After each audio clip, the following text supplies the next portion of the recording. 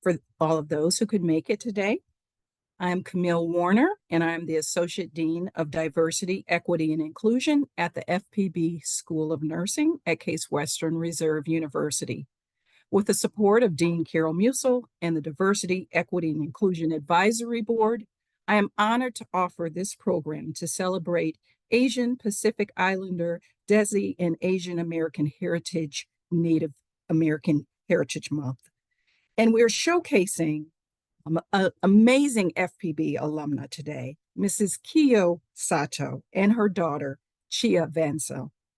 I will provide a brief bio for Mrs. Sato and then turn the program over to my coordinator, Ms. Vrair Bunkley. Kiyo Sato Nunnally is a U.S. Air Force veteran and a venerated author and retired nurse. She is the eldest child of 8 children from a Japanese American immigrant family who grew up on a farm in the Mathered Field area of Rancho Cordova before World War II. I'd also like to say happy belated birthday to you, Kiyo. I understand that you celebrated a milestone. Kiyo was 19 years old and just starting college in Sacramento when President Roosevelt signed Executive Order 9066 in February 1942, forcibly relocating Japanese Americans from their homes. Kiyo and her family were forced to the internment camp at the Poston Indian Reservation in Arizona with no warning, no opportunity to pack, and very little direction. After the war was over, Kiyo and her family eventually came back to Sacramento to rebuild their lives and were one of the fortunate Japanese American families to retain their land. Kiyo later joined the U.S. Air Force and achieved the rank of captain in the U.S. Air Force Nurse Corps, a 1943 initiative that was created under legislation introduced and championed by Ohio Representative Francis Payne Bolton, who already had a deep connection to nursing. 2 decades earlier, Bolton provided a landmark gift to Western Reserve to establish one of the first independent college-level nursing schools. In 1935, it was renamed the Francis Payne Bolton School of Nursing. Kiyo would later complete her master's in nursing from FPB. Kiyo is a member of the Veterans of Foreign Affairs, Nisi Post 8985 in Sacramento. Kiyo published 2 books, Dandelion Through the Crack and Kiyo's Story, A Japanese American Family's Quest for the American Dream. As a renowned published author, Kiyo was the winner of the 2008 William Sarion Prize for Nonfiction and winner of the Northern California Publishers and Authors Gold Award for Best First Books, the Sacramento County Historical Society Publications Award, and the NCPA Mark Twain Award in 2012. Sato developed the Blackbird vision system in the early 1980s, modifying the uppercase E into a stylized bird to better screen nonverbal, non-literate, and non-English speaking preschoolers. She still administers it periodically in schools and libraries. Kiyo's favorite saying is Kodama no Tame ni, meaning for the sake of the children. With this motto, she reads her books to schools throughout Sacramento and discusses how she and her family sought after the American dream during a volatile part of America's history. Kiyo Sato, we are so happy to have you today and look forward to your wonderful presentation. With that, I will hand the virtual microphone over to Ms. Vrair Bunkley to facilitate today's program. Thank you. You can talk. Thank you very much.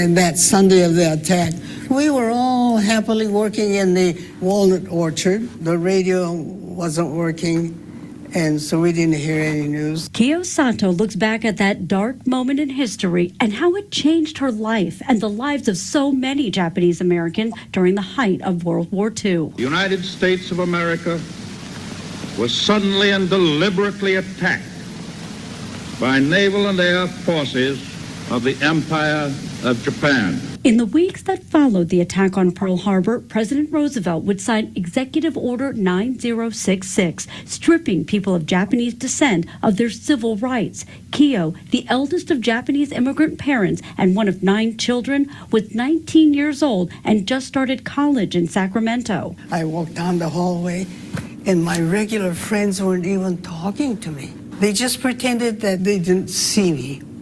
The fog of hate was terrible, terrible. Posters soon went up ordering evacuations. Kiyo and her family were evicted from their 20-acre farm near Mather Field and ordered to report to the train station. I thought to the very last minute that our president is going to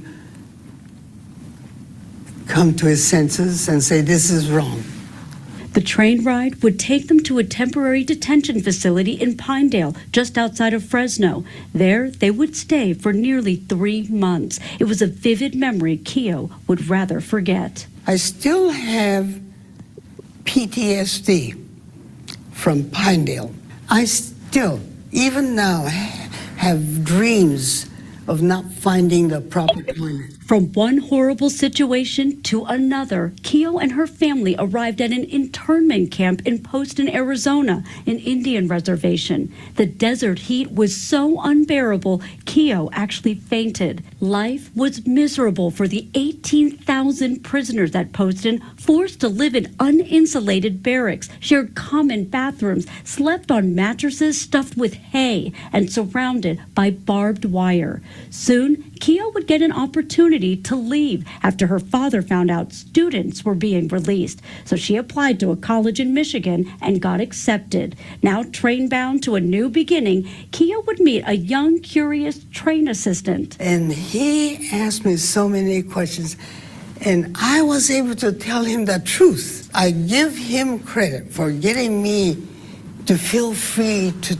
say something. And she's been doing that ever since. When she got rejection letters from nursing schools from Yale, Johns Hopkins, and Case Western Reserve because of her ancestry, she wrote to all 3. My brother and all of the others are fighting to uphold democracy, I said.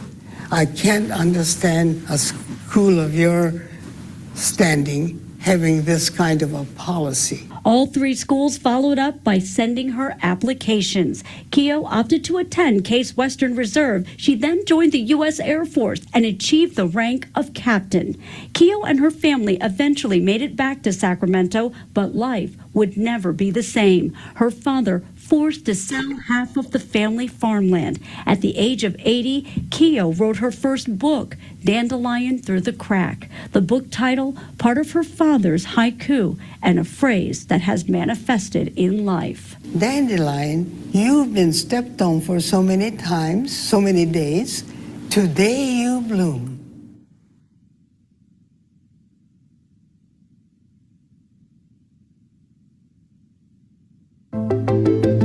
Asian American itself is such a recent invention as a label.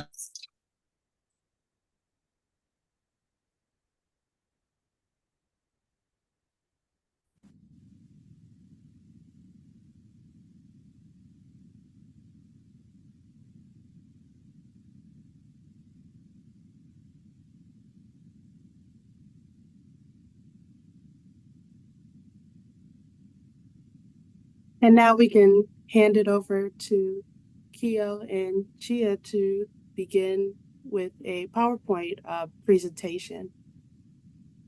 Say good morning. Good morning. Bea, you can go to next slide, please. Okay. What is it they want? Your talk. Oh. Thank you very much, first of all, for having me here. Now, this is a picture of my parents, and it's pretty amazing, the beginning of both of them. My father was 14 when he immigrated to Napa Valley, and his mother told him, "Don't come back here, Shinji." She was in tears. "Don't come back here, Shinji." Thinking that any place on earth was better for her son than there in Japan. My mother came here right before the Oriental Exclusion Act, and that which was to be 1924. And so I was so lucky, you might say, that I was born in 1923. So, and my mother also had been a nurse in Japan. Next. This is a picture of Mrs. Umeda, and she's working in the strawberry field. And, you know, at that time, nobody wanted to do this hard labor, stuck to the ground all day long. But the Japanese immigrants took over strawberry harvesting. And I've got to tell you this one thing. The best strawberries, best tasting strawberries began right here. The Oregon plum variety that was so sweet, and but they didn't ship well. And now you have strawberries that has to be dipped in chocolate or in sugar in order to taste fairly good. But anyway, this southern part, well, northern part of the California became the strawberry capital of the world. Next.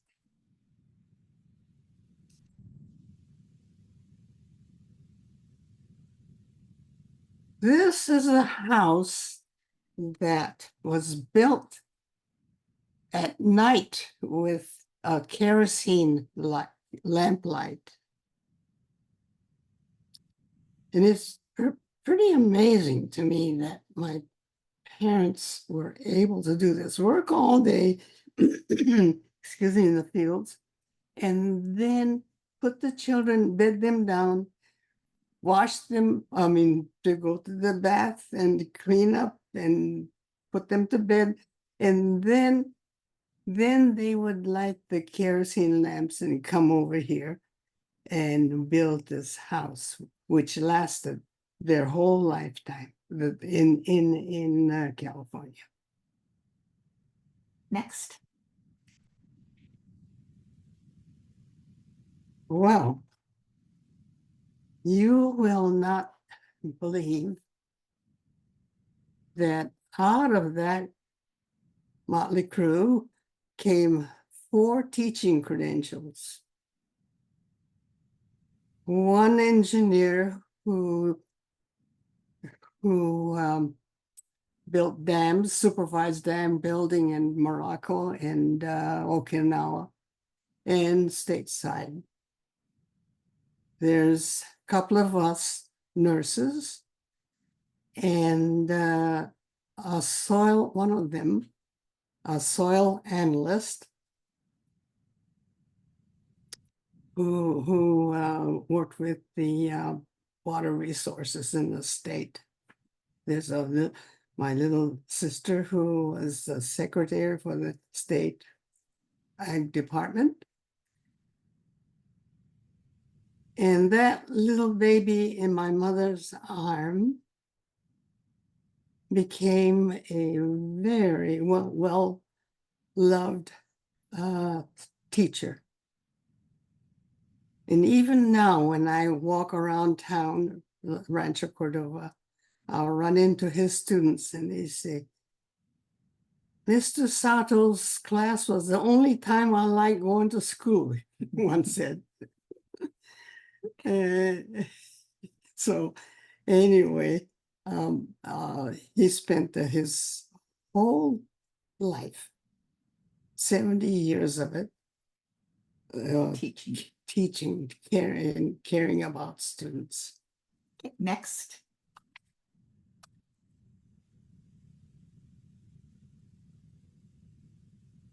Well, imagine this tells it all, doesn't it?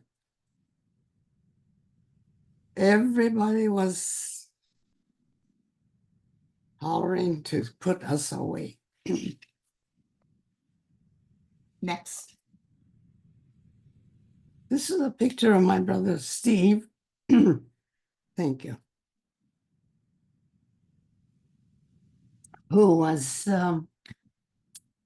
was stationed at Fort Leonard Wood in Missouri. So when Pearl Harbor happened, they took away his gun and etc. and gave him a mop and a bucket. And so he sent us this picture. He became the orderly of his unit. Next. I can't see it. I'm looking at this. This is the huge, I've forgotten what the dimensions were, but a floppy, if you can see this, it's a floppy notices which were nailed onto fence posts and buildings and everywhere in our 1 mile routier road, farm road. There were about, I counted at least 5 of these flopping on the fence. Next. This sad little picture where their dog wants to go with them. The owner is in an army truck, being put into an army truck and taken away. Imagine that. In our family, we had 2 dogs, and I knew that the dogs would follow us. So we put them in a shed in the back and with plenty of food and water, and then left the door open a crack so that eventually they will be able to get out. And the sad story is that our dog would not eat or drink anything.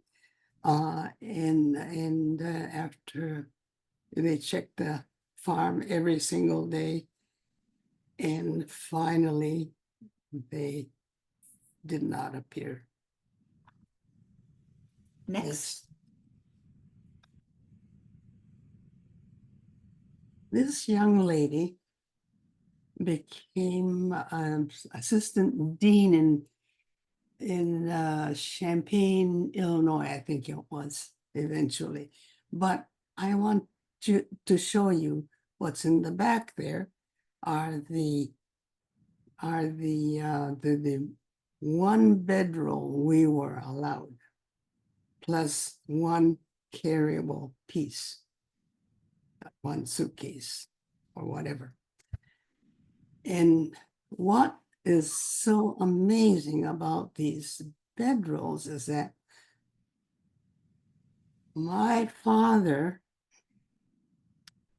took my blankets in the morning of the evacuation and started hiding inside each of our bedrolls, things that were important. We have spoken to so many thousands of high school students, and not one person could guess what he hid. And and they were, I will tell you, hammer, nails, roll of wire, my old violin, bucket. Imagine thinking of a bucket, thinking of a, and we didn't have plastic, so we had he had a gallon jug. In one bedroll was not a, what was not a bedroll, it was a huge canvas, just in case we had to put up our own shelter. That's how far my father thought. And I tell you, every one of the items that he hid were useful when we got there. And he shared the nails, and he shared the hammer, and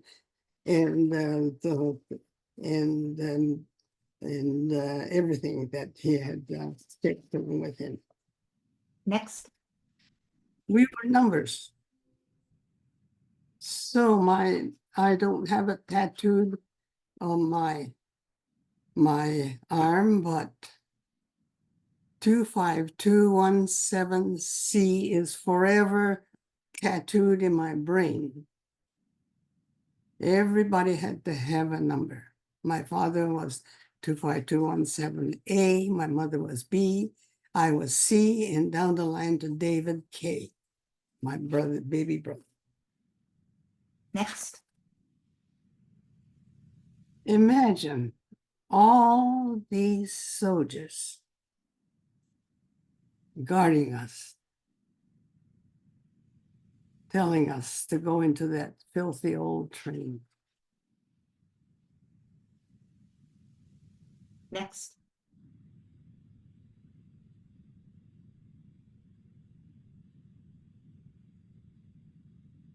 This, we were eventually put in a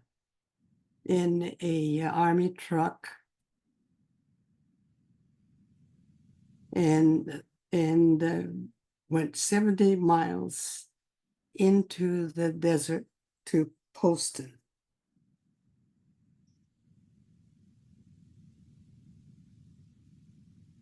And that's when I finally, I couldn't hold my self up straight, and started sliding downwards, because it was difficult to even sit down because of we were crowded in there. And the last thing I remember is just somebody holding or catching my elbow. Say how hot it was. Hmm? Heat. Oh, yes. Oh, yes. Thank you, Chair. The heat was 127 degrees going through that desert. And the dust was terrible. And it was sagebrush and sand. So, and that's when I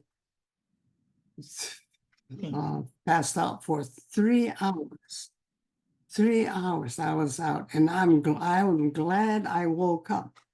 I will often wonder how many of those laid out in that laundry room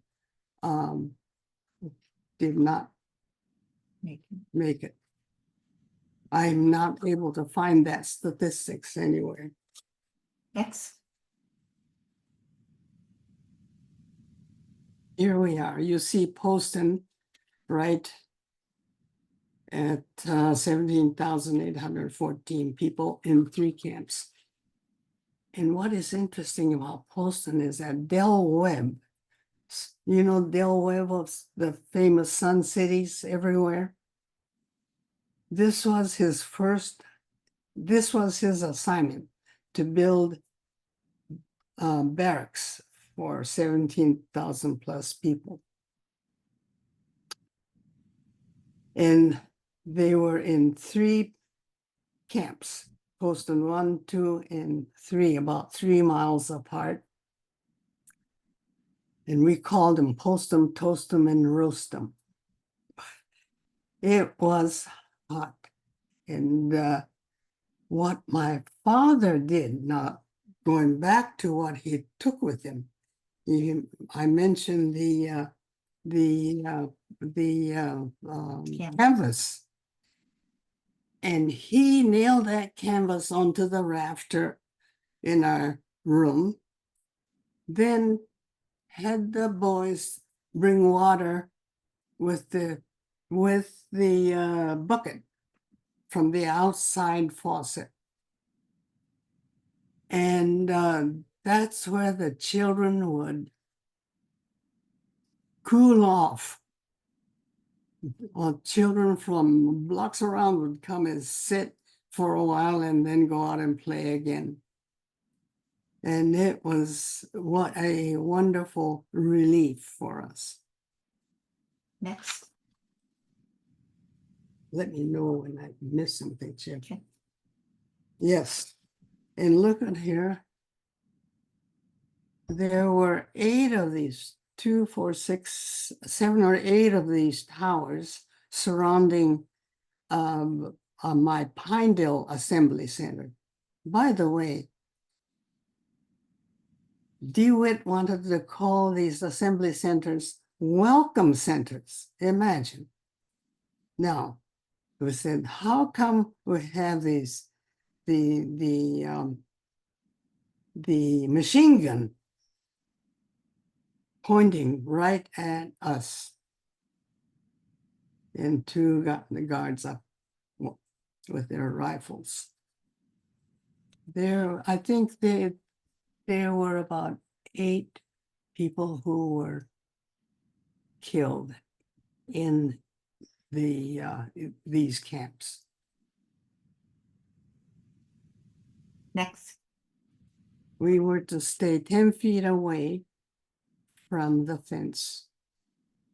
This grandpa was playing ball with his grandson, and the ball went beyond the fence, so he went to fetch it, and the guard shot him.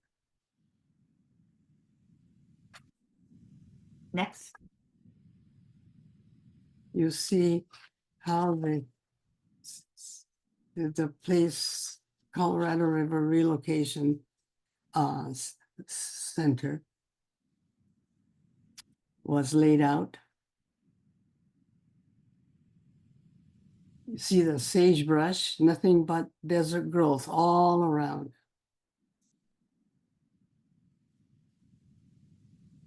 Next. And tell me, who in their right mind would recommend that we sleep on straw mattresses? The ticks we found out, or were told later, or found out later, I guess, that they were surplus body bags. I couldn't stand them for 2 minutes and rolled them off my cot, canvas cot, and then went around outside, and lo and behold, a line of people were at this faucet, outside faucet, wetting their cots and going back to sleep for a couple hours until you dried up again, and then you go back and wet your cot again. Next. Oh, it's this one. Where is he? Oh, yes. This is my baby brother's. Look at what he has on his feet. They're getas, Japanese clodhoppers that my father made for us when our shoes were all gone. My brother, he would say, I want to go home. I want to go home to, what was it?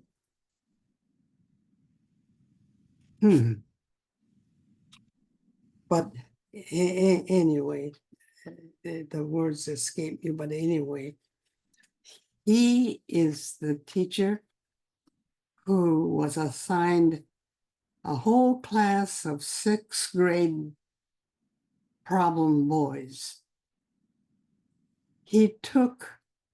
First thing he did was take an old automobile engine and plopped it right in the middle of his classroom. Everybody wanted to be in his class, including my son-in-law, who didn't make it. So Next.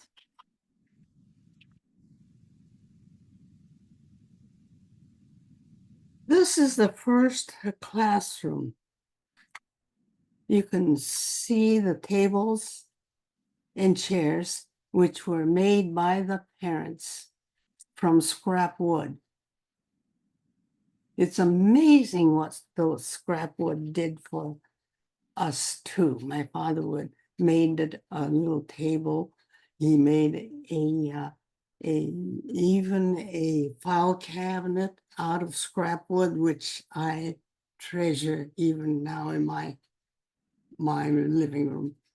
And that scrap wood became all sorts of things. So anyway, I might recommend this book called Delphine Hirasuna's collection of photographs of all the things that were made from scrap or whatever was available in camp. It's a precious book. And next. Look at that. The terrain is desert and sand.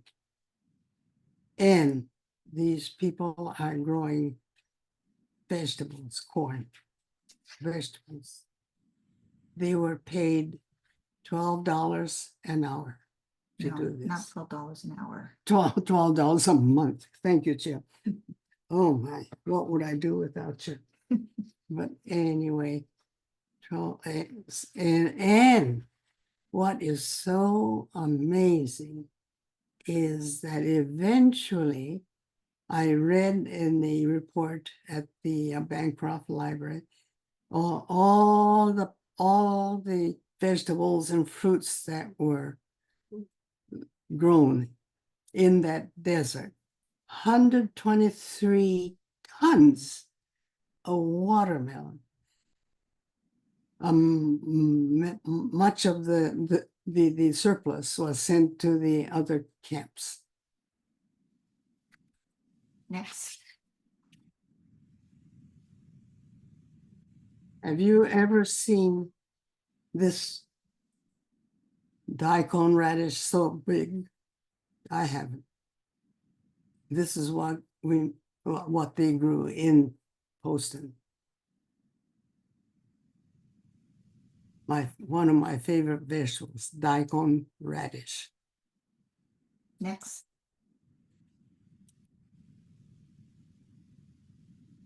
This gentleman has come home on furlough, and home on furlough was in the barracks and at Poston.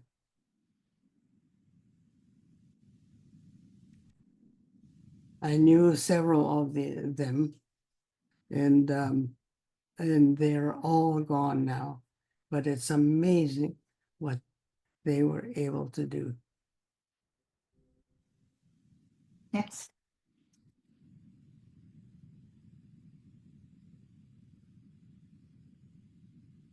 The father is gone here in fighting the war, and the mother and 2 children are left behind.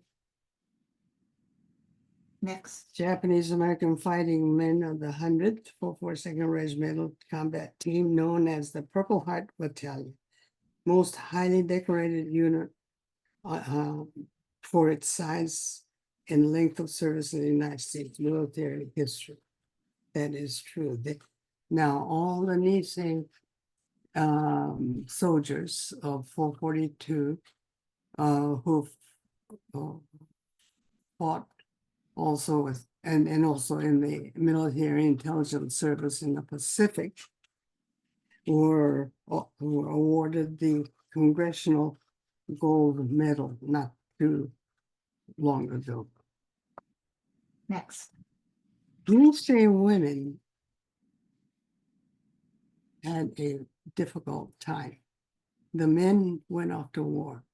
They were there to take care of the family, and but a few of them volunteered, and there, I think there were about 300 Nisei women who were in the service. I volunteered for the Navy in 1944, and they rejected me because I was the wrong color. Amazing. Now here I am. It's truly amazing how things have changed. Next.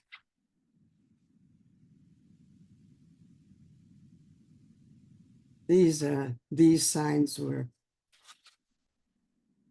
seen in so many places. Next. Here it is, the First Amendment. Congress shall make no law respecting an establishment of religion or prohibiting the free exercise thereof, or abridging the freedom of speech or of the press, or the right of the people peaceably to assemble and to petition the government for a redress of grievances. We're still having problems with this. Next. Jumping off back after we got released, and the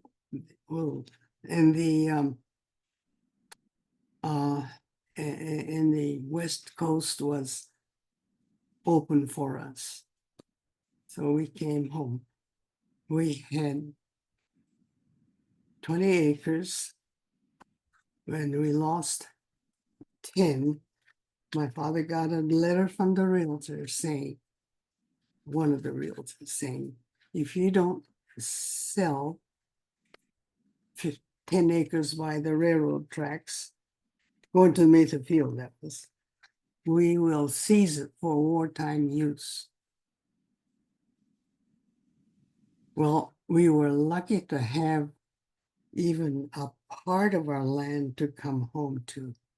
The Toguchis lost all their property, 20 acres. The Yamasakis lost theirs. And Kitadas didn't come back. All our neighbors were not able to come home. There's the Ribier grapes, R-I-B-I-E-R, that my father grew. And look at the size of it. He said, it took me 50 years to grow good grapes. And talk about things like that. Next. He also grew walnuts. And lo and behold, we got an order for 50 pounds of our walnuts to use as decoration from the White House.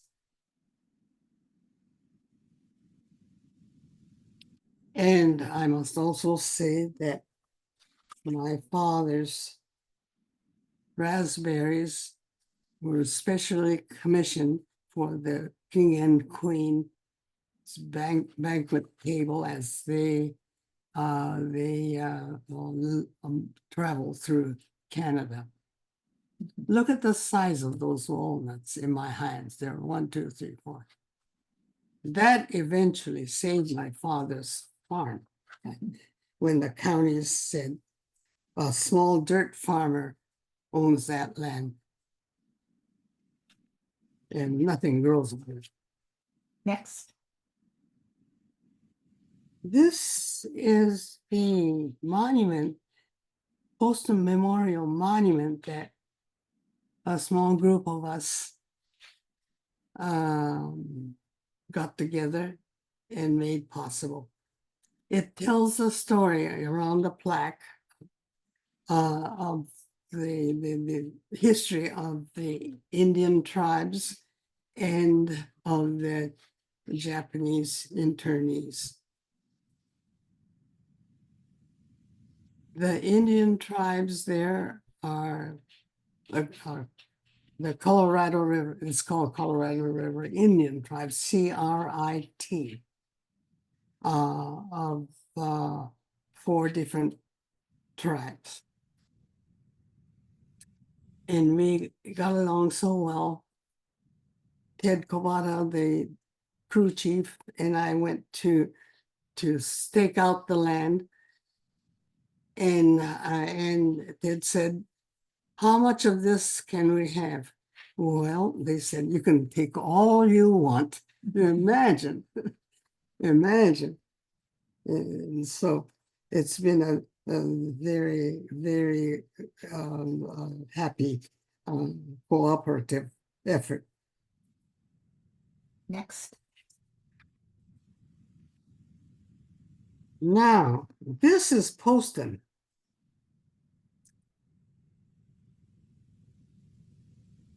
Can you imagine? That's all letters. Hannah Sato, a teacher, is holding one head of lettuce. Can you imagine? The whole area is now green every time we go there and visit. One time it is different. One time it was all cantaloupes.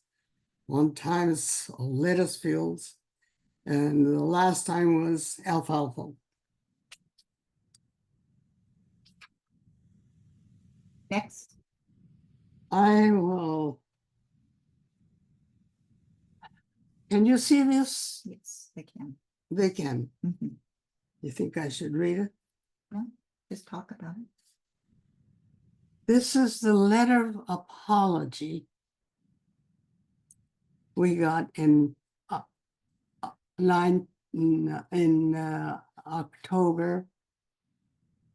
9 1. Can't remember. No, that's 1900. No. No, really. Well, I've forgotten, but anyway, half of us were gone. My parents were gone. And 2000. No, Mhm. no, that's not 2000. And only about 65,000 of us were left. With it came a $20,000 check. I would have been happier to be a free citizen and fight my own wars instead of being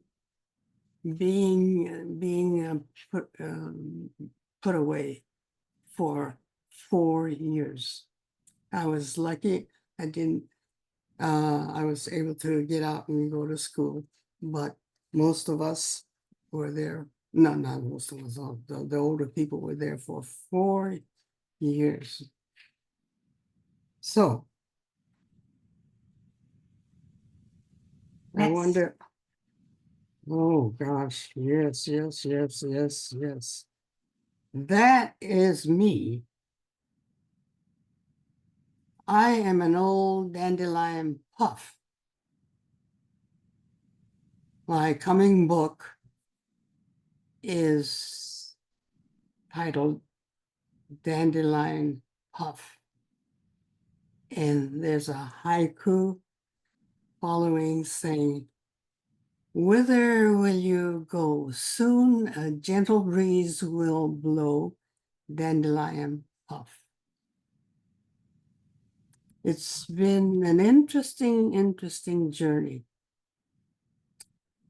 And I don't know how I managed to live this long. But I'm glad that it has happened. And I must tell you, my mother's birthday was in January. She's in the 5th generation now. My last chapter will be letter to my mother, telling her all that's been happening and what they have accomplished. They sent 9 children to college out of that farm. And by the way, I am a firm believer in small family farms. and have her children spread out in so many areas from here to Harvard and doing things that are community oriented, not something that'll bring you lots of money. No way.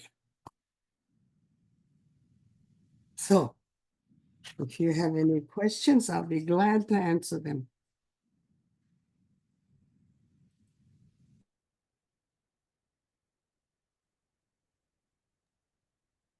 I first want to just thank you again for sharing your amazing story.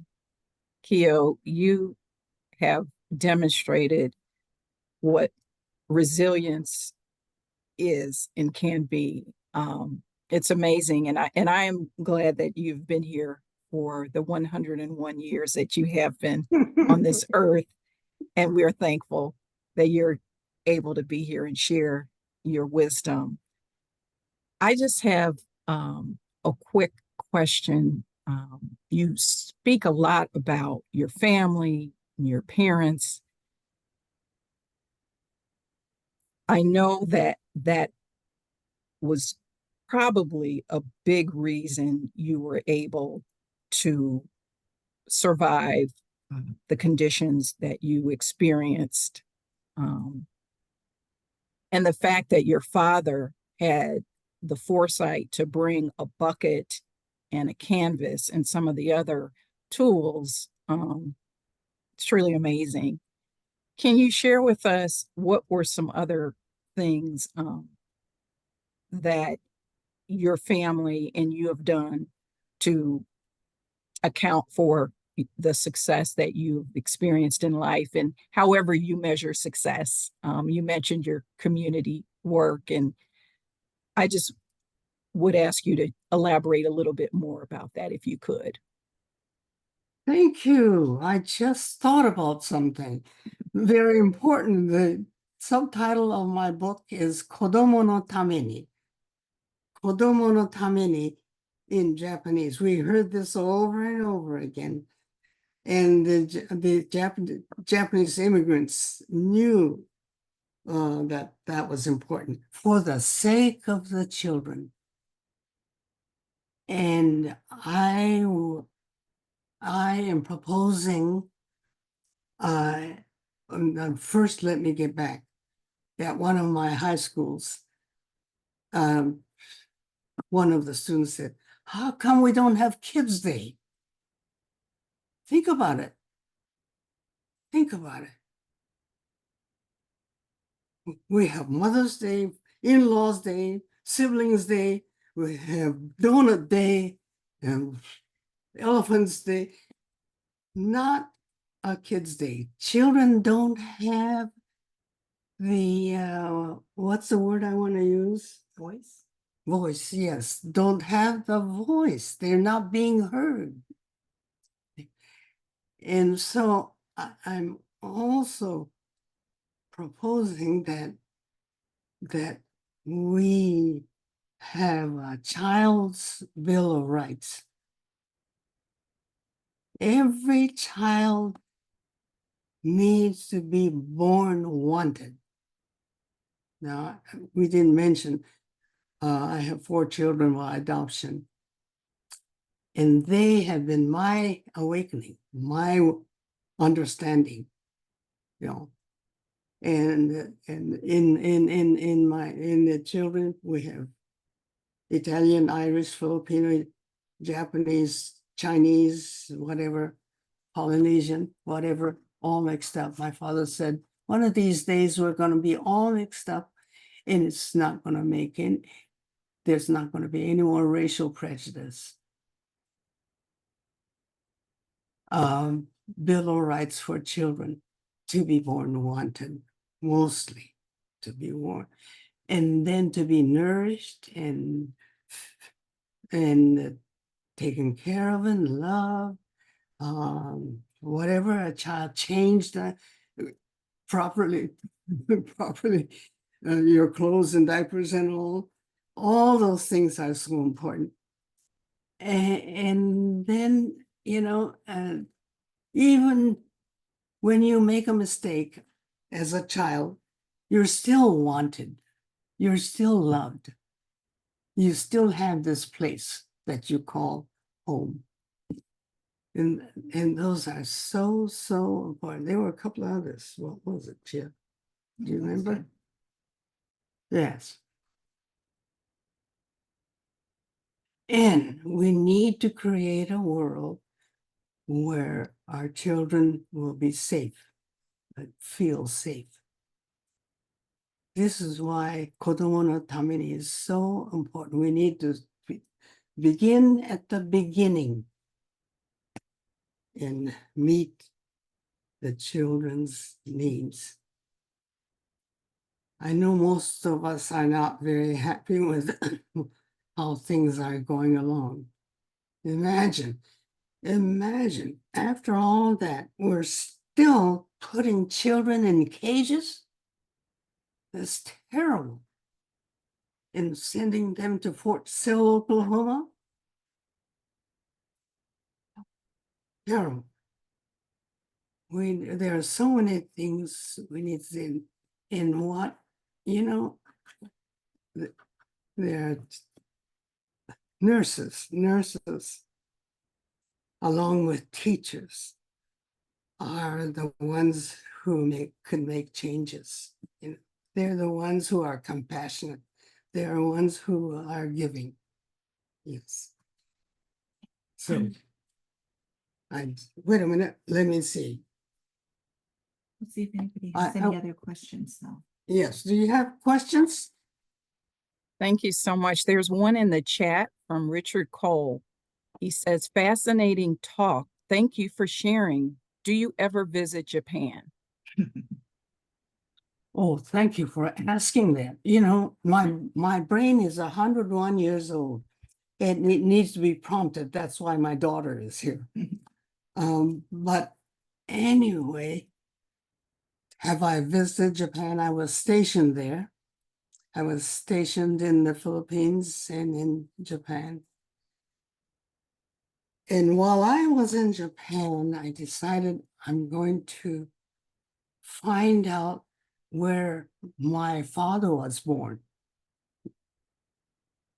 And so my cousin and I, cousin who happens to be there working as civil service, we took the train and went to this town, little town of Onjuku. My grandmother, my father's mother, was very ill and lying on a tatami floor, all curled up. And one of them said, "This is Shinji's daughter." And she didn't hear. She didn't hear me. Somebody else came and said, "This is Shinji's daughter." And she heard. I was holding her hand. Her hand gripped me so tight that it hurt. It hurt. Her bony hands just held me so tight. I tell you, you know, and then she said, "Kore de anshin shita," which means with this, I am relieved. Can you imagine? all these years when, he, her son was gone. And lo and behold, the next day she died. I think There's that's another question. all righty. Okay, this one comes from Valerie Tolley. She says, "Thank you for sharing your story. It is truly inspirational and example of resilience and tenacity despite all the tremendous obstacles and discrimination. Can you share with us what it was like during your time at FPB School of Nursing here at Case Western Reserve University, and a little about your work in nursing after you graduated?" Wow. That's quite a lot. Yes. Yeah, you know that I was the only non-white in the whole class. And I must say there were a few times when I thought that I would be asked to leave. It was pretty tough, and because some of my classmates were being asked to leave. But there were other times when it was a real challenge for me. I was assigned to the medical unit, and half of the floor was divided in half. The white patients were on this side of the panel, and the Black patients on this side of the panel. And then I was handed this tray of thermometers. And the thermometer was taped. One was colored, and the other one was white. And both in 70% alcohol. So why? I thought about it, and I thought about it, and I said, even if I get the notice to leave, I could not live with this kind of a thing, especially in nursing, especially. So I made up my mind, even if I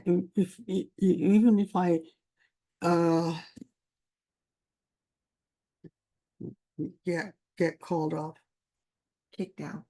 kicked out. That's a better word, I guess. I couldn't live with it if I would let it go. So I made up my mind that I'm going to talk to the chief of nurses. And after work, I went down to her office and told her how I felt.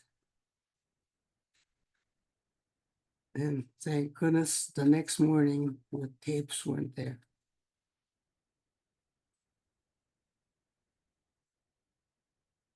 So those are some of the things. And then, of course, you had at that time the bathrooms, not on the campus, but bathroom. I went to a public health department in Texas, and I need to go to the bathroom. Here's colored and here's white. Yes. And so I said, I stood in the middle. I said, where am I supposed to go? Well, anyway, times have changed, thank goodness. You want to talk a little bit about Blackbird? Oh, my Blackbird. I was encouraged to apply for this job. And it was a new job in preschool to do the vision and hearing screening of 3 and 4-year-olds. I knew it was going to be difficult because when I was in public health nursing, I had trouble with kindergarten children and did all kinds of things. Cut up the chart and put it on a board and whatever. And so here I was faced with non-literate, non-English speaking, nonverbal children. And I tried everything that the state recommended, and none of them worked. And I ended up with the E, the big E. So I cut a big old E out of black paper and tried to teach the children which way the legs of the table was going. Finally, one time, I said, now, let's see, I'm going to put a circle. I'm going to put a circle in front there. And a 4-year-old said, oh, that's a bird.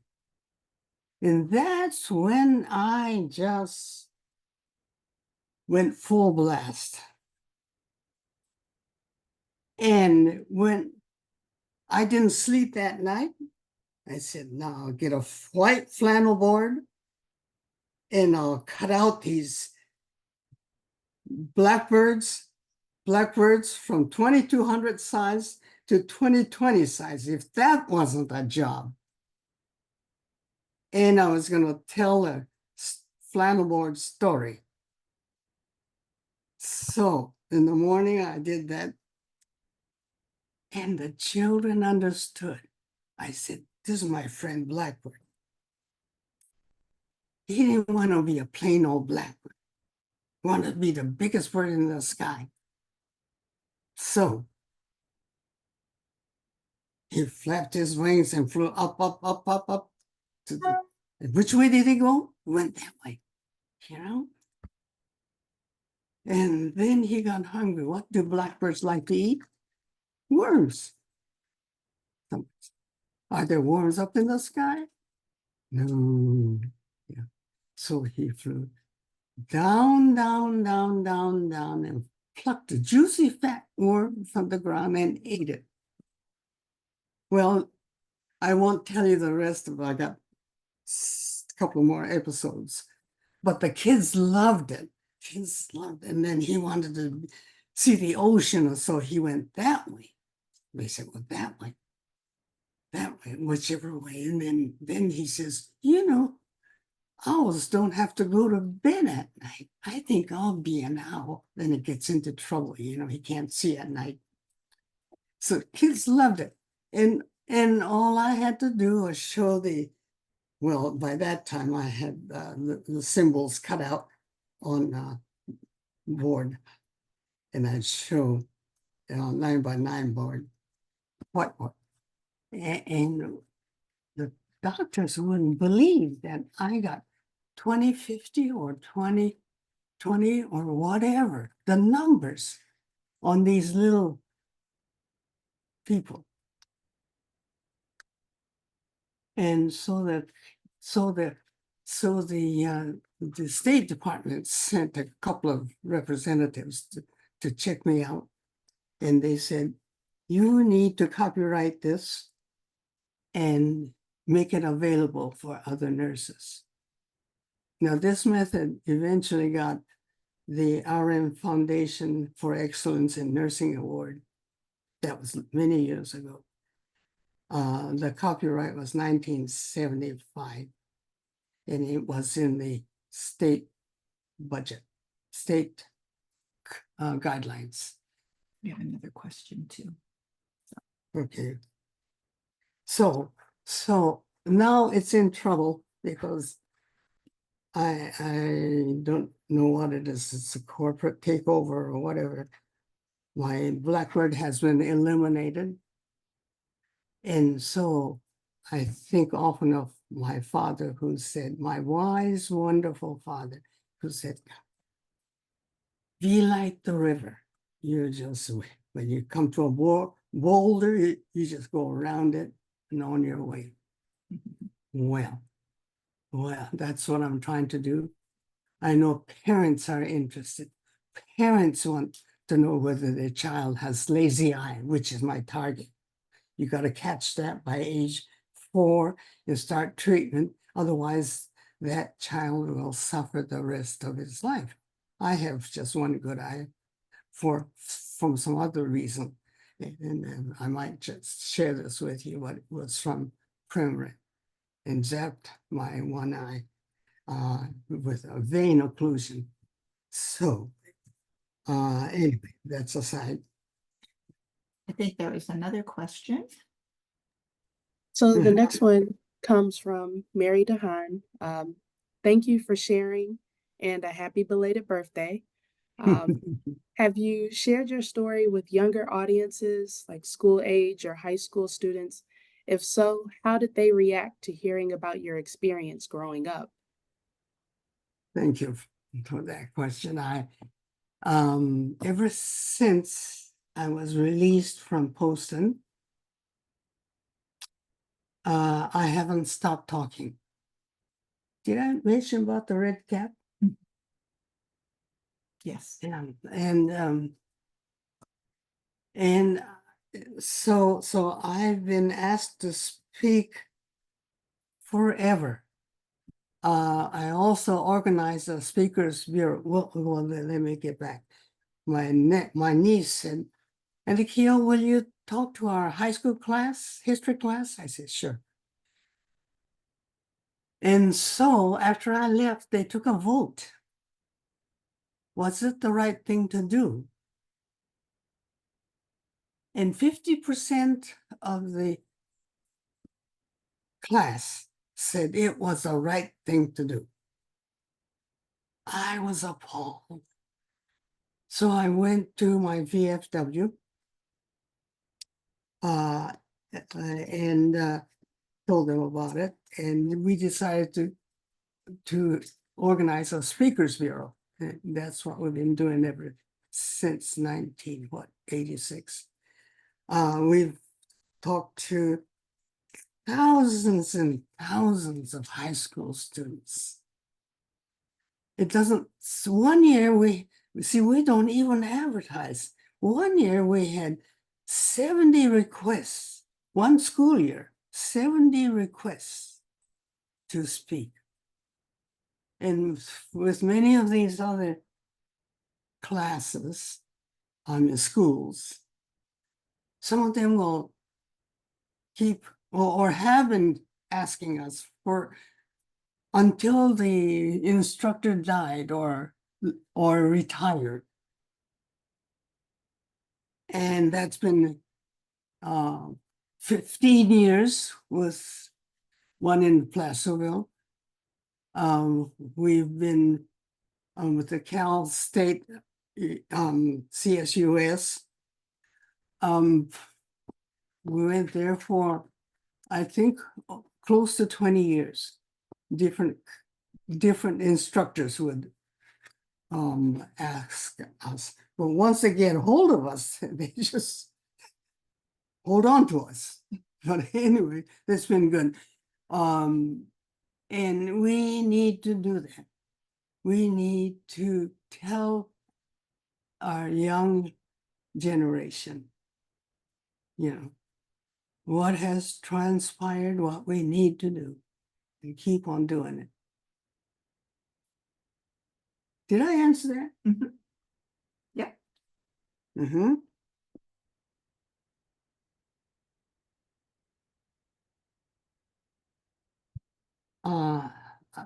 I'm just looking through my reminder notes here, but there's one thing that I might tell you. When we were in this filthy old train being taken away, There were two guards at both ends with their bayonet. At both ends of each coach. And what was interesting was after a while, people like, the Issei women, Issei, first generation women started sharing. They had packed food and into this Japanese furoshiki tied up, with my mother and I fixed peanut butter and jelly sandwiches and rice balls. We all love those picnic rice balls. And there was even a lady who stayed up all night and made sushi. This inari sushi, which we used to take on picnics. And wrapped it up in their rice bag cloth. And my mother offered her tray to the guard. And of course he refused. But I know the guards finally understood that this was not the kind of prisoners that they were told to guard. These were not the spies and the saboteurs and whoever, And so eventually they put their bayonet rifle right against the wall and sat down. And then one of them sprawled out sleeping. And it happened. So the guys, these young kids, decided they're going to take a chance and go down this other car, down that to the tail end. And they didn't come back. And so I thought to myself, well, I'm gonna do it. So I went down, and the guard moved his legs out of the way. Imagine. So I got braver and went to the next car, and the next car, and the next. At the end was this baggage car, and all the guys were gathered there, talking and having a good time. I was so tired. I just laid against the one of the sleeping bags. What do you call it? Anyway, and fell sound asleep. And then woke up in this terrible, terrible heat. And we were in Parker, Arizona, just about to be put onto the trucks, to the army trucks. Yeah. So anyway. Okay. Wait a minute. Oh, thank you for taking this time to listen to me.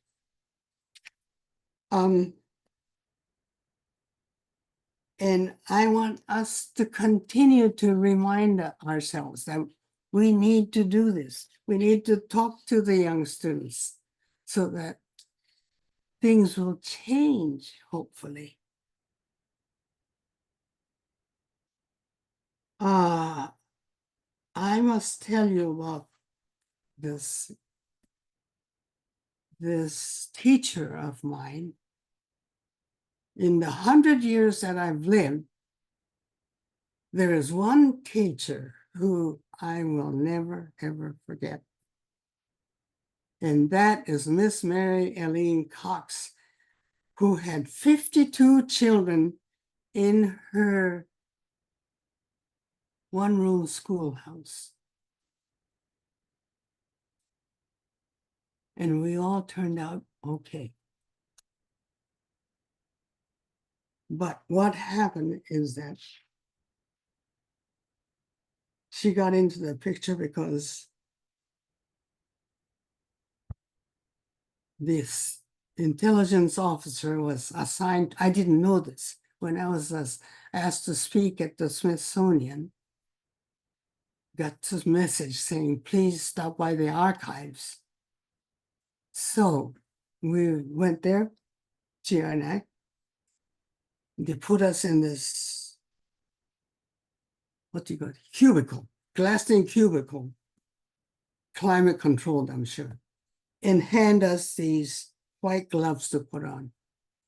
And many of you probably know that that is done when you handle old archaeological stuff that comes from dead people.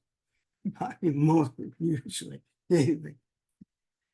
And so here comes this worker with a tray of letters. And turns out those letters, some of them are mine. Letters I had written to Miss Cox and letters that other students had written to Miss Cox in Poston and otherwise.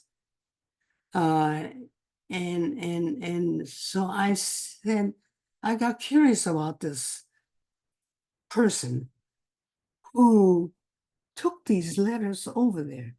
That was Dr. Gerald Lamboli, military intelligence officer, who had been investigating me and traveled all the way here to Edward Kelly School in Rancho Cordova.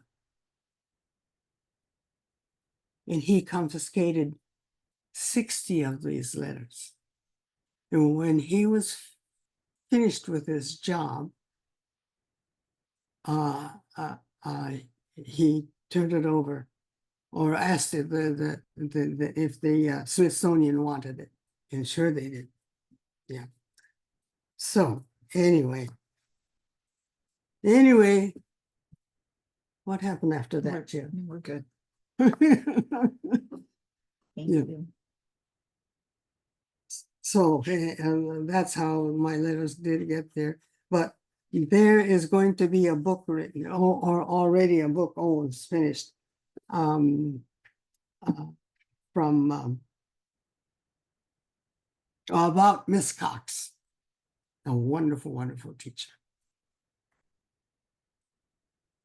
Did I was that long enough?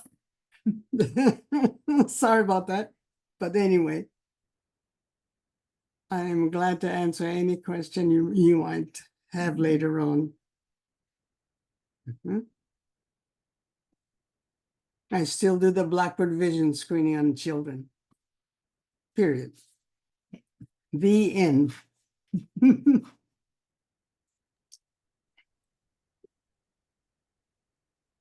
Well, I think I can say on behalf of Francis Payne Bolton School of Nursing, Dean Carol Musil, and the Office of Diversity, Equity, and Inclusion, we send a heartfelt thank you for you just spending your late morning early afternoon with us.